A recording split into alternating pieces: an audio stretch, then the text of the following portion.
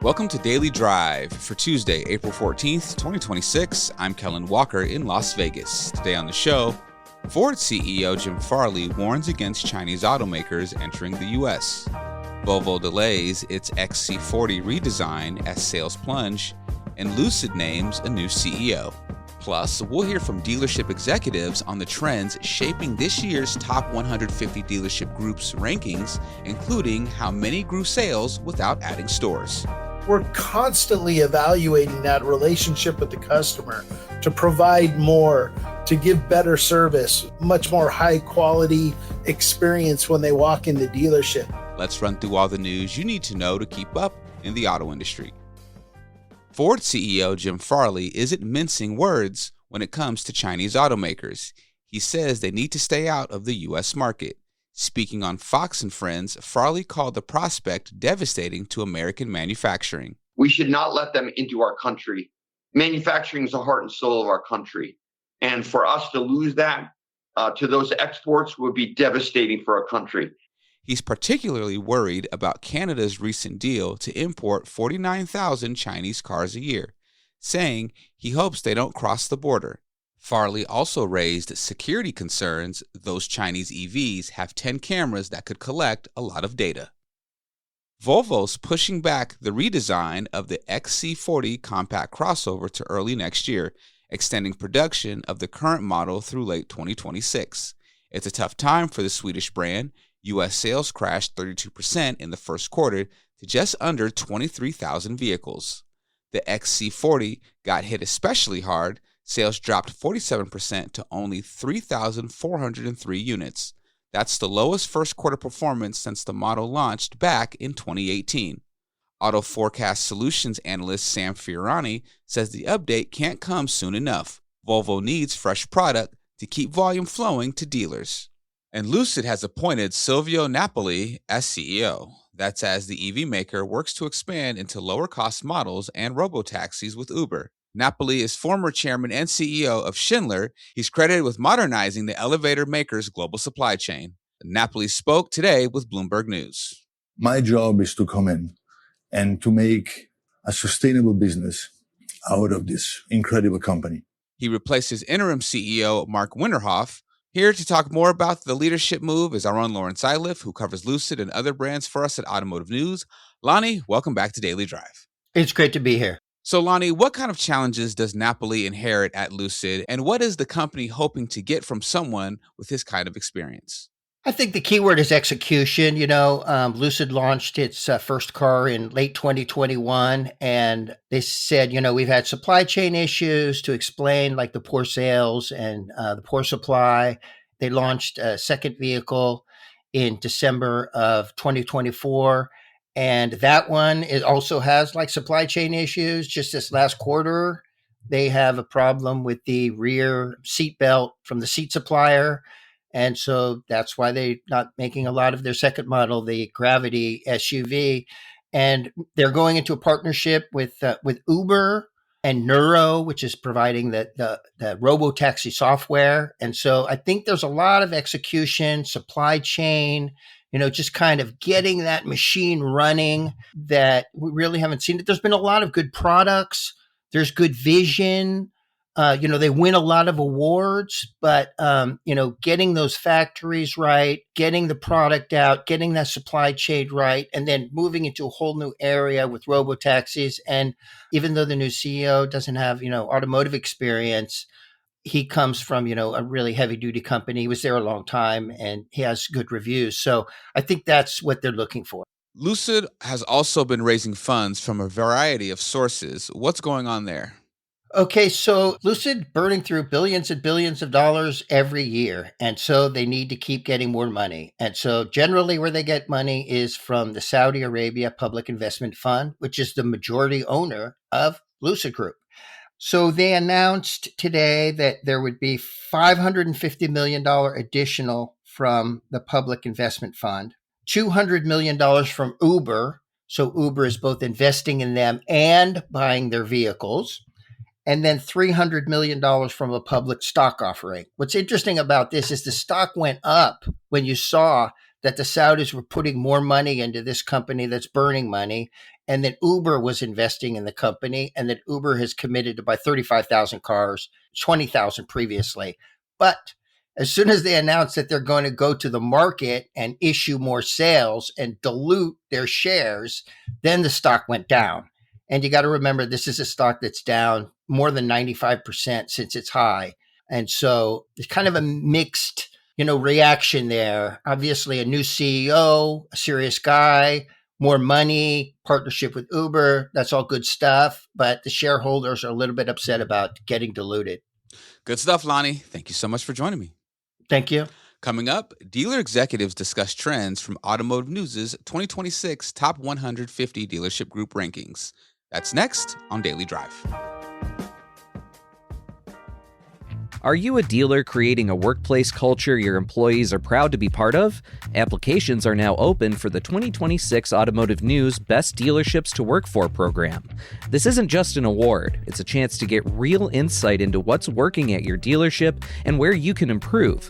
And we've expanded the categories this year, recognizing everything from technician experience and leadership development to AI enablement and employee retention. The registration deadline is April 17th. Find out more and apply at autonews.com. Welcome back to Daily Drive. I'm Kellen Walker. Automotive News is out this week with our 2026 Top 150 Dealership Groups rankings. Assistant Managing Editor Hannah Lutz and retail reporter John Hutter hosted a Congress Conversations live stream to discuss the findings on Monday. They were joined by Rick Moreno, Vice President of Dealership Operations for ZT Automotive, Brian Kilby, owner of Jones Junction, and Brian McCaffrey, owner of One Automotive in Avondale, Arizona. Here's a piece of that conversation. More than half of the groups on this year's top 150 list that increased sales did not increase their store count, even though there's been so much talk of M&A and consolidation over the past few years.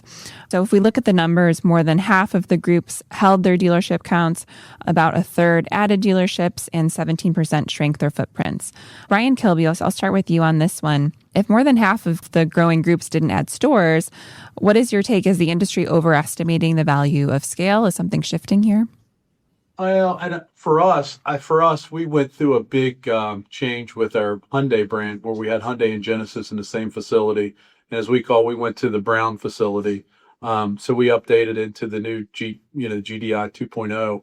So I think when you do the separation, it helps, and I think it just gets you re-engaged into the product.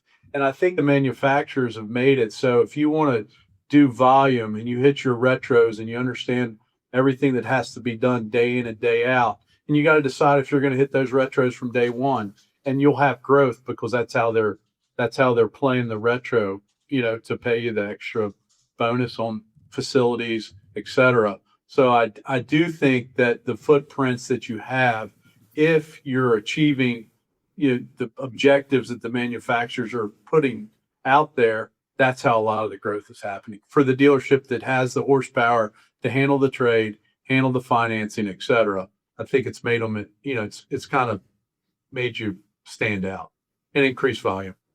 We'll go to Brian McCaffrey on this one. When you're competing against public groups or the much larger private groups, where do you feel where's the pressure? Where do you feel that the most? Is it pricing, inventory, talent, something else? Probably not going to be a popular answer, but I don't feel a lot of pressure from that segment. Those guys are so focused on scale. I don't know how honest I can get about all this stuff in this forum, but my feeling about it is, especially companies like AutoNation, different large public groups, these guys get so big, as I said in your article, John, they have to manage to the lowest common denominator. And when you have 400 stores, your focus does not have to be excellence. It can be a good high level mediocrity. And as long as we're really solidly mediocre, they're returning a good investment to their shareholder. They have a different set of parameters that they're looking at than an independent single owner dealership. One of the things that I was always surprised when we became acquired by AutoNation back in 96 or 97 was the contracts that they negotiated were more expensive than the contracts that we had as a single operator because they were so scale based. It didn't make any sense to me. So I don't view that as our primary competitor out in the broader market. I don't feel that pressure from them. So who are you competing against most of all? Our big deals, and I think the reason we've grown to the level that we have, we compete against ourselves. We're constantly looking at our own metric and saying, how do we improve on our previous performance? And how do we get a better relationship with the customer? What is evolving in the field of customer service and customer expectation that we need to address? So we're constantly evaluating that relationship with the customer to provide more, to give better service, much more high quality experience when they walk in the dealership. That's how I've always looked at it. If our strongest competitor is ourselves, let's keep competing against ourselves and just try and do better every year. All right. For the next one, I'll start with Rick, but feel free to jump in when he's done responding. Rick, we found that small and mid-sized groups were leaders in revenue and new vehicle sales results per capita, not the larger dealership groups. Can you talk about maintaining and maximizing individual store performance as your group grows? I mean, this is a good question for you since you have been on such a spree at the end of last year. Well, I think it's, and I think Brian was kind of touching on that as well, is that, our business is really fairly simple. It comes down to people and processes, and it's just managing our activities on a daily basis, right? And he's right. And the thing I will tell you that when you look at it from the larger group to the smaller groups, I think we have a lot more flexibility in the way we make decisions and how we can pivot, right? When situations where these bigger companies they have to, it takes a little time for them to get that, ship moving in a different direction where we can actually pivot very quickly.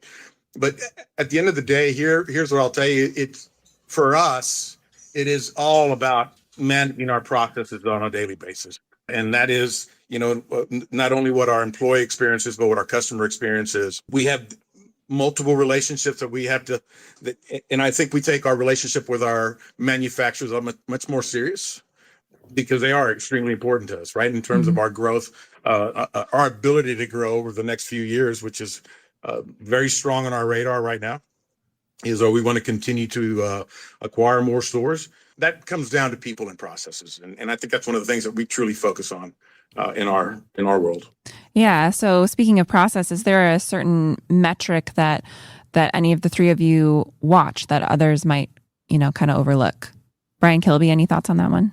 Well, we definitely have. I have our team goes through obviously every day. We look at it every day, and we do have a sequence of events that we look at every day to be successful in what we think makes us successful. We always follow that process because if you follow the process, follow the bouncing ball, so to speak, it'll answer your question for you of what's being done right. So yes, we do have a process and we're vigilant every day about it. It's emailed, it's talked about, and we work it every day. It starts in that morning meeting, right? That's in that morning meeting, and throughout the day, it's keeping the numbers and the opportunities in front of your team, measuring, making sure that you're measuring every day. That's right. All right. John, I think there's an audience question that you're going to ask next, right? Right. Throw this out to the group here. We'll start with you, Rick.